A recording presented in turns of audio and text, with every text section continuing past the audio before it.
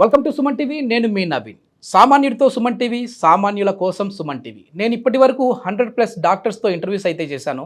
అందులో cardiology, dermatology, neurology, అదేవిధంగా orthopaedic surgeons ఇలా చాలామందే ఉన్నారు. కానీ రీసెంట్గా 1 మంత్ బ్యాక్ ఒక డాక్టర్తో ఇంటర్వ్యూ చేశాను. Laparoscopic and laser surgeon doctor Kareddy Sridhar Reddy garu, treatment range hospital నుంచి. ఆయనతో ఇంటర్వ్యూ అన్నప్పుడు మొదటిగా కొంచెం భయపడ్డాను. భయం కంటే కూడా సిగ్గు, మొహమాటం, బిడియం అని అనుకోవచ్చు. ఎందుకంటే నేను ఇప్పటివరకు పొలిటికల్ ఇంటర్వ్యూస్ చేశాను, అదేవిధంగా కొన్ని రకాల హెల్త్ అవేర్నెస్ ప్రోగ్రామ్స్ చేశాను డాక్టర్స్ తోటి. సో ఈ ఇంటర్వ్యూ ఏంటంటే సుంతి ఆపరేషన్ అంటే సర్కంసేషన్, అదేవిధంగా పైల్స్కి సంబంధించిన ఇంటర్వ్యూస్ అనమాట. ఇవి చేస్తే నా సర్కిల్లో ఎలా ఉంటుంది, వాళ్ళు ఎట్లా రిసీవ్ చేసుకుంటారు అనేసి అనుకున్నాను. కానీ ఆ ఇంటర్వ్యూ చేసిన తర్వాత అక్కడ వచ్చిన కమెంట్ చూసి ఖచ్చితంగా దీనిపైన ఒక అవేర్నెస్ అయితే తీసుకొని రావాలి, మాకు తెలియని విషయాల గురించి మీరు చెప్పారు సార్ అని చెప్పేసి చాలా కమెంట్ అయితే చేశారు. అప్రిషియేషన్స్ చాలా అయితే వచ్చాయి. సో ఇప్పుడు దీన్ని 5 నిమిషాలు 6 నిమిషాలు కాకుండా మాకున్న డౌట్స్ అన్నీ కూడా ఒక క్వశ్చన్ రూపంలో మేము పెడుతూ ఉన్నాం సార్, దీన్ని సార్ని అడగండి అని చెప్పేసి అన్నారు. సార్ని రిక్వెస్ట్ చేశాను, ఒక పోడ్కాస్ట్ అయితే చేద్దాం సార్ అన్నాము. సో సార్ కూడా యాక్సెప్ట్ చేశారు. ఇప్పుడు మన స్టూడియోలో ఉన్నారు. ట్రీట్మెంట్ రేంజ్ హాస్పిటల్ నుంచి ప్రముఖ laparoscopic and laser surgeon doctor Kareddy Sridhar Reddy garu. మరి ఇంకెందుకు ఆలస్యం, సార్తో చాలా వివరాలు అడిగి తెలుసుకుందాం. హాయ్ సార్, నమస్తే అండి. నమస్తే అండి. ఇది ఎవరైనా వేయించుకోవచ్చా? అంటే మామూలుగా ఇప్పుడు సుంతి ఆపరేషన్ చేయించుకున్న వాళ్ళు ఉంటారు, వాళ్ళు మీరు చెప్పినట్టుగా మాకు ఈ ప్రాబ్లమ్స్ రావు కదా, మాకు అవసరం లేదని వాళ్ళు అనుకోవచ్చు. సో అంటే సుంతి ఆపరేషన్ జరిగినా జరగకపోయినా వేయించుకుంటే మంచిదా? ఇక్కడ హెచ్పివి వైరస్ అనేది అయితే ఉందో సుంతి చేయించుకున్నా చేయించుకోకపోయినా సోకే అవకాశాలు ఉంటాయి. సుంతి చేయించుకుంటే తక్కువ ఉంటుంది, 80% మనకు ప్రొటెక్షన్ వస్తుంది. కానీ రావడం అయితే వస్తుంది, కాబట్టి ఓన్లీ ప్రొటెక్షన్ వస్తుంది. బట్ వైరస్ వేయించుకోవడం వల్ల ఆ ప్రొటెక్షన్ ఆ 20% కూడా అడ్వాంటేజ్ ఉంటుంది. వాళ్ళకు ఒకవేళ తప్పిదారుల అవతల పార్ట్నర్కి హెచ్పివి ఉందనుకోండి, తనకు ఒకవేళ సోకినా కానీ మనకు ఆల్రెడీ ఇమ్యూనిటీ ఉంటుంది, యాంటీబాడీస్ ఉంటాయి, కాబట్టి ఆ వైరస్ సోకే అవకాశాలు ఉండవు. కాబట్టి ఇక్కడ సుంతికి దానికంటే కూడా ఇంపార్టెంట్ ఏంటంటే, నా దగ్గరకు వచ్చే ప్రతి patient below 45 years age group వాళ్ళకి నేను 100% ఎంకరేజ్ చేస్తున్నాను వ్యాక్సిన్ వేయించుకోమని. అండ్ వ్యాక్సినేషన్ ప్రోగ్రామ్ స్టార్ట్ చేసి చాలామందికి వేయడం కూడా జరిగింది. ఓకే ఓకే మన ట్రీట్మెంట్ రేంజ్ హాస్పిటల్లో జరుగుతూ ఉంది. ఎస్, ఎందుకంటే అందులో కూడా వ్యాక్సిన్లో రకాలు ఉంటాయి. ఇప్పుడు నేను చెప్పాను 4 రకాల వేరియంట్స్కి మాత్రం కంపల్సరీ వేయించాలి. మిగతా వేరియంట్స్ మన ఇష్టం. ఎందుకంటే హెచ్పివిలో ఉన్న వేరియంట్స్ 200 వేరియంట్స్ ఉన్నాయి. 200కి వేయాలంటే కష్టం.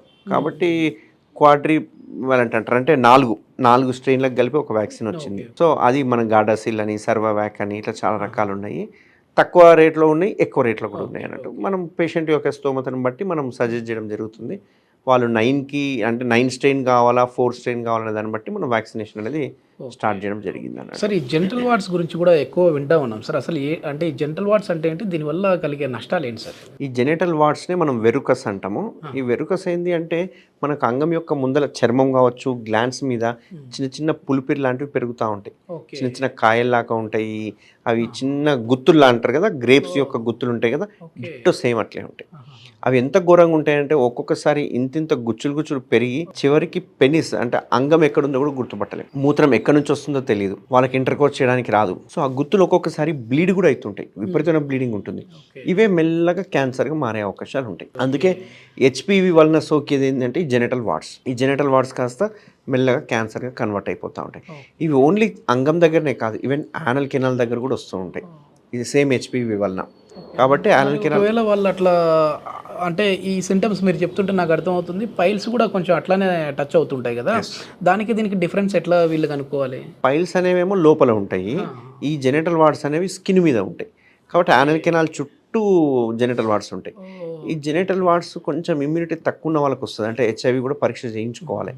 ఎందుకంటే నాకు ఒక 2 months బ్యాక్ ఒక సర్జరీ చేశాను. యాక్చువల్గా పైల్స్ అనుకునే వచ్చాడు, చూస్తే మొత్తం జెనిటల్ వార్డ్స్. నాకు యానల్ కెనాల్ ఎక్కడుందో గుర్తుపట్టడానికి నాకు 10 నిమిషాలు టైం పట్టింది. యానల్ కెనాల్ దొరకలే, మొత్తం అవే మొత్తం గుత్తులు పెరిగిపోయి అసలు కూర్చోలేకపోతున్నాడు, పడుకోలేకపోతున్నాడు, మొత్తం బ్లీడ్ అవుతా ఉన్నాయి, టచ్ చేస్తే బ్లీడ్ అవుతున్నాయి.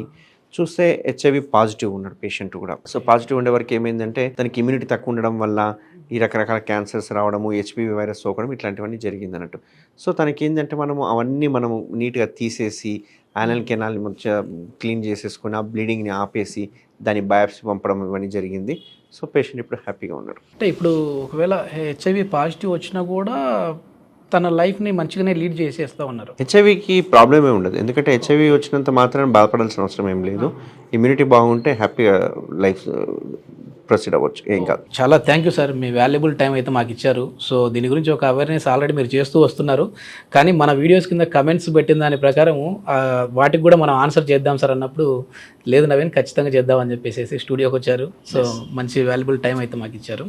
ఇది మొత్తానికి ఏంటంటే సర్కంషేషన్ కావచ్చు, పైల్స్ కావచ్చు, ఏదైనా వచ్చాయనంటే మీలో మీరే బాధపడిపోయి భయపడిపోయి సో దానికి నుంచి దూరంగా పారిపోయే కంటే కూడా దీనికి సంబంధించి హైదరాబాద్ ట్రీట్మెంట్ రేంజ్ హాస్పిటల్లో డాక్టర్ కారెడ్డి శ్రీధర్ రెడ్డి గారి ఆధ్వర్యంలో వాళ్ళ టీం అందరూ కూడా దీని గురించి చేస్తూ ఉన్నారు. అంటే సర్జరీలు అయితే చేస్తూ ఉన్నారు, ఎలాంటి పెయిన్ లేకుండా.